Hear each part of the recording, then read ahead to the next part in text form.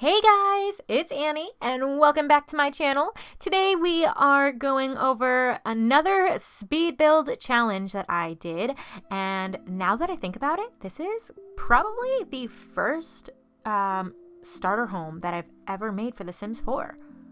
Yeah, like it definitely is, for sure.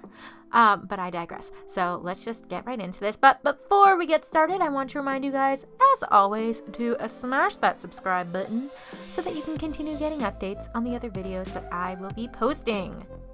So I am a member of the Facebook group called Sims 4 Builders Official. I'm pretty sure you've heard me talk about it before because I am obsessed with it. And if you like building or you just want to see some amazing builds, I definitely you guys, you have to join it. It's fantastic. And it's a great community too. Everybody helps each other. Like every time I need help, I just go onto that and I'm like, hey guys, help. Somebody answers. It's great. They're so knowledgeable, so great. But I digress. So I'm part of this Facebook group, and they just recently, at the time that I was filming this, had hit 20K group members. And so the challenge that they decided to do then was to make a 20K house challenge, which basically meant that you had to create some sort of lot that had a lot value of less than 20K simoleons. And I was like, yo, this is gonna be great. This is gonna be so exciting. I want to do this anyways. And that's what I did. And I went out of my comfort zone because, as you might see from my other builds, my 2 shell challenge builds that I've already done, as well as my recreating my old build thing, I tend to do modern houses. So this time I wanted to do something different and created this more kind of like Cape Cod inspired or like cottagey, Frenchy little house instead. And while we're on this part, I just want to say, guys, this was so much fun to make because this is the first time ever. Like I made this before, I was recording this one before I recorded my old design video, and this is the first time that I actually felt like I did a good job with what are they called? With roofs. Like guys, look at this roof. It looks real. Like normally when I do roofs, I just kind of throw them on. I'm like, oh, that looks good. But this is the first time that I was like, yep, I did a good job with roofs. Go me.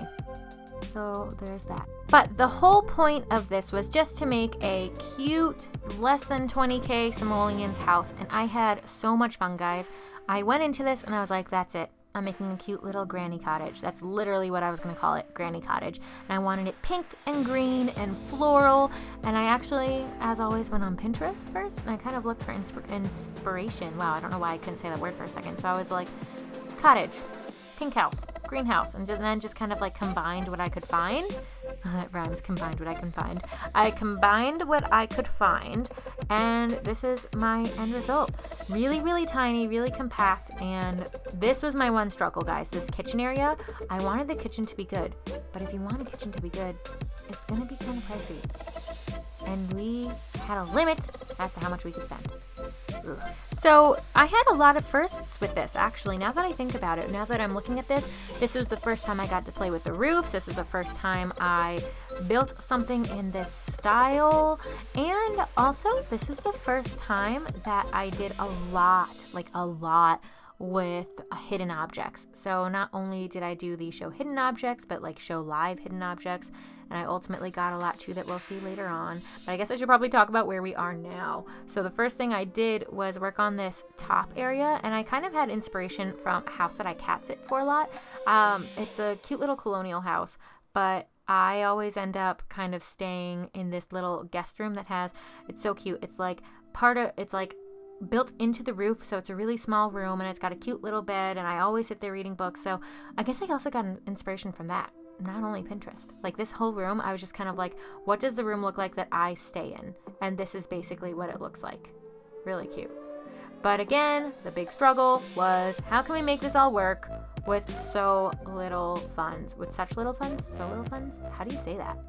Another key point to this build was that I didn't want it to be focusing on the bedroom because I didn't care. This is going to be for a cute old lady who likes to spend most of her time outside. So you'll see me a lot of the time coming back to this room and being like, we don't need this to be that extravagant. We need it to be more simple because she's not going to be spending time there anyways. That's why you can see already it's so minimal. I didn't want to add so much detail in the bedroom because that was not the priority. I really wanted to make the priority be more of the kitchen where she'll do a lot of cooking, as well as the outside front area, which is where her garden is, because If you've seen my grandma, actually now that I think about it, I don't think I've posted it yet. Well, spoiler alert, I create the sim to go in here. And so I wanted her to be like this cute little old lady, and the whole thing was that she lives by herself and she anxiously waits for her granddaughter to come over all the time so that they can garden and cook together. And I got that idea because, little known fact about me, look at that, guys, you get to learn a little bit about me today too. This is exciting. So both of my parents, when I was in preschool and like a toddler, both of my parents were in advertising, and so they did a lot of travel for work. So when I was growing up, like preschool age, my great aunt, so my mom's aunt, took care of me a lot. So I remember a lot of my like happy-go-lucky memories from being a little kid are memories from her house and cooking with her and using her kiln and being outside with her and going on walks and stuff like that. And it's really cute. I actually found this little diary recently when I moved back home. I went through my memory box and I actually found this adorable little, really mini diary that my aunt had made that was for a weekend that I spent at her house, and every day she logged what we had done. Oh my gosh, you guys, I can't wait for this quarantine to be up. Mind you, it is May 25th when I'm recording this. I can't wait for this quarantine to be up just so I can go visit my aunt again and read it to her because it was the cutest thing ever. But that's really the inspiration I had here. I was like, we got to create a cute little grandma who spends a lot of time with her little granddaughter, because that is something that I hold near and dear to my heart. So this living room was another little challenge. Again, a lot of the challenge was how do I furnish this the way I want it to look without going over budget, because I really wanted, like I said, the kitchen to be very full and very just filled. I don't know, what's another word for full? I don't know. I just wanted it to be very filled, but especially with the flowers, because I wanted to incorporate the little garden-ness both indoors and outdoors. So this is when I started playing a lot with the show Hidden Objects, because in case you guys were wondering, a lot of hidden objects are very cheap or have no value. Like the show Live Hidden Objects don't really have a lot of value. So that's how I ended up doing a lot of decor. I ended up adding a lot of decor just by using hidden objects because they had little to no value in them. Guess we should talk about outside a little bit because that's what I am currently doing. So I guess one of the downfalls that I had about this was I focused so much on the front that I actually didn't do a lot for the back. I just wanted it to be kind of woodsy, but then I was like, oh, I'm doing too many trees. And then, it's just, guys, like trying to make this fit within budget was so hard. But I guess that's the point, right? Like when people look at starter homes and they're like, wow, the designers for these starter homes are like trash. It's not even really their fault. They just know that they have a very hard limit to stay within. And guys, this really taught me that. Like even this whole front yard that I'm doing right now, I promise you guys one thing, it's not going to look like this by the end because I have to erase everything because even little landscape things are so expensive. Though I'm pretty sure I do keep this side like this. This is something that I've found myself that I tend to do a lot now. Originally, I was doing a lot of the white flowers as floor covering, and now I think I've switched from doing the white flowers as floor covering to doing that kind of like lavender bush along the sides of houses. Oh yeah, see this is like, look how cute it is. Oh yeah, but then I also remember that it wouldn't stay. Duh. Blah. Sorry, I'm also like kind of watching my speed build for the first time as I talk, and it's really exciting just to see.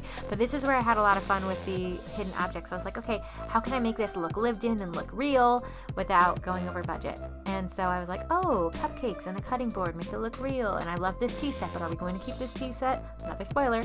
Pretty sure we don't keep the tea set. And then I was like, oh, and like maybe we can have some mail by the side and have like a kitchen set up as if she was in there, blah, blah, blah. And that was what we did here. And sorry, I'm looking at this now and I'm like, guys, the end result doesn't look anything like this. Why am I not cutting this out if we don't end like this? Because we have to show the whole shebang. I guess it's just a little bit more fun to me. I mean, I could definitely make this a lot better for you guys if I just cut us all out, but I love seeing all this because I'm like, LOL, this isn't how it ultimately ends. But guys, this car thing is like the coolest thing. These are like little decorative cars that I learned that you can actually just expand their size and use as real cars. This is something else I learned. You can see how I filled up that car right now with those plants, but the thing is that they're all on the ground. And I was like, how do people fill it up so that it's not on the ground? And apparently there's this thing where you can like raise and lower plants. I end up doing it later on, so you'll see it.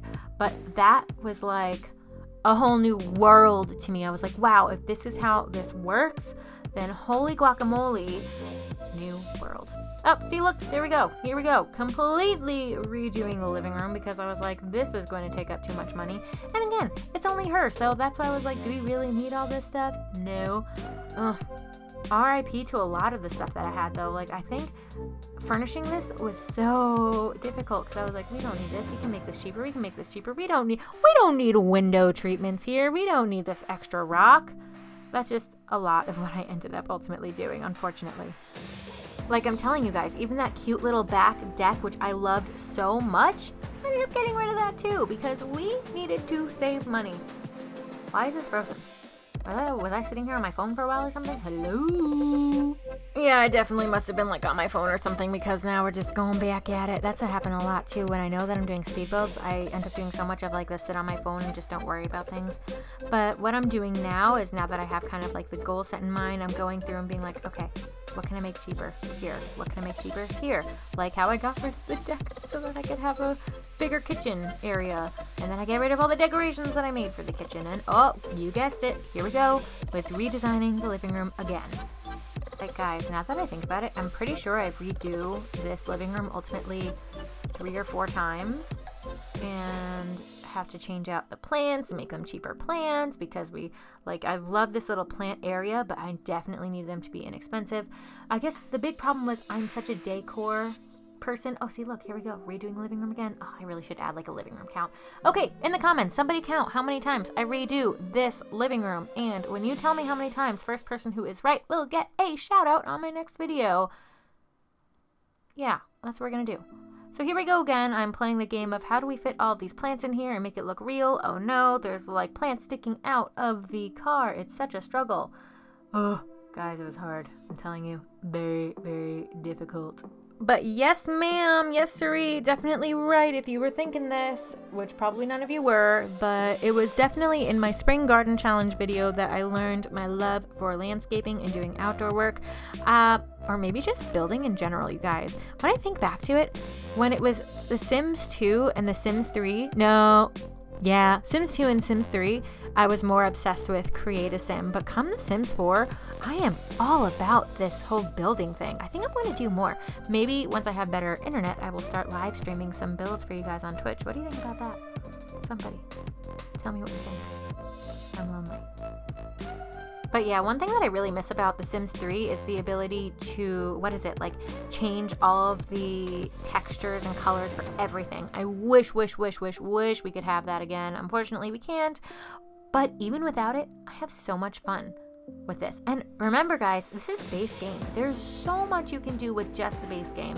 So much I didn't think I was going to do. When I started my whole, I'm just going to have the base game only thing, I was so nervous that I was going to get bored of it. But at this point, I haven't yet. And okay, we all know by now I have downloaded Eco Lifestyle because, hello guys, that is literally what I want my lifestyle to be anyways. But at this point, when I was making this video, all I had was the base game and I had a blast. Oh yes, guys, here we go. This is when I learned about the whole like raising and lowering of things, and I was like, heck yes, guys, we gotta make her. This is like the grandma's car. She had just gone to the nursery or the garden store, supply store, so that she could fill up her truck with things for her and her granddaughter to do. So that's why I got like the fertilizer and the cherry trees that they're going to plant also. So my 2 signature things that I do, I like cherry trees because I'm obsessed with cherries, and gnomes. I don't think I ultimately put any gnomes in this build though, now that I think about it. But those are like 2 things that you'll find a lot in my builds. Cherry trees and gnomes.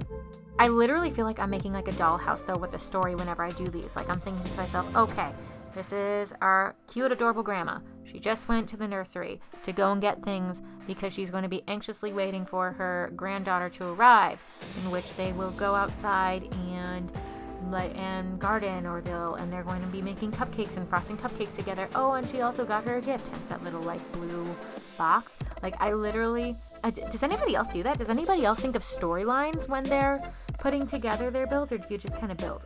I mean, I don't know how I would be able to build without a storyline.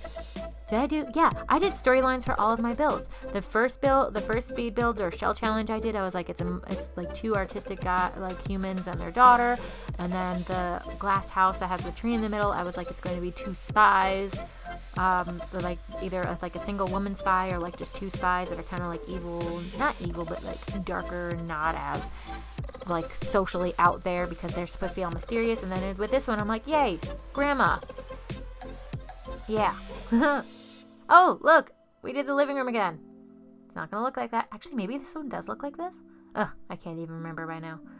But I had a lot of fun. I feel like a broken record saying this, guys, but if you don't play with Show Hidden Objects, I highly implore you, is that the right term? I implore you to start playing with Show Hidden Objects because it is a game changer and it's cheap. I can't wait to do like another starter home challenge now that I know all the things that I can do, especially because at this point I wasn't even using Show Live Hidden Objects, so I was just using regular Show Hidden Objects. I think I might have already said that. Oops, sorry if I have. But then for my Oasis Springs build, which is when I did the whole creating an old design that I had designed in like high school, that's when I did Show Live Hidden Objects, and I was like, heck yes. So I think I'm definitely going to be doing yet another 20k or starter house and do Show Live Hidden Objects to get a lot more decor in there. Yeah, thinking about it now, I'm thinking about the playthrough I'm making, and I'm like, you know what, not everybody's going to stay in that house. They're going to have to get into some starter homes. Gotta fill up this universe, you guys, so be on the lookout. I'm definitely going to be having a few more vids out there with starter homes. I kind of like building starter homes too. I really enjoy building large builds, but I think it's a little bit more it's a little easier. I don't get as overwhelmed. Like thinking back to the Oasis Springs build that I had posted earlier this month, that took me at least 7 hours. While this one, I timed it, took me 2 hours and 57 minutes. So it takes me half the time, and it's just so cute. I like smaller anyways. Again, I used to be the whole bigger is better kind of girl. Like looking back on my old builds, I'm like, oh my gosh, look at all this space I'm gonna have to fill. And now I'm like, let's do the tiniest thing we can and fill it and make it look real, because I guess it might be because the house that I live in now is so tiny. Who knows? But guys, I did what I find myself to always do, and I was digressing. So here we are. This is our end result for my first starter home. Just look at how cute this kitchen is with all the little details, like the little cupcakes and the coffee and the mug, and even the little fire extinguisher with all of the plants and the shoe rack. You guys, I'm swooning at this house. This is a house that I would totally like rent for Airbnb or something. I just had so much fun building this, and I really hope that you enjoyed watching me build this as well. I really think that once I get better Wi-Fi, I am most definitely going to start streaming, because I had so much fun building this, and I wish that you guys could have seen just the reactions that the aha moment when I figured out the roofs, or the oh my gosh, this is so cute when I was playing around with all the little things and like realizing that I could raise and lower objects. Oh, the reactions, guys. So much fun. But yeah, so this is all that I have for you guys today. Thank you so much for watching this episode. Feel free to like it as well as comment down below, and you guys tell me what you want me to build next. That's all that I have to say. Anyways, thank you so much for watching, and I will be seeing you in the next one. Bye!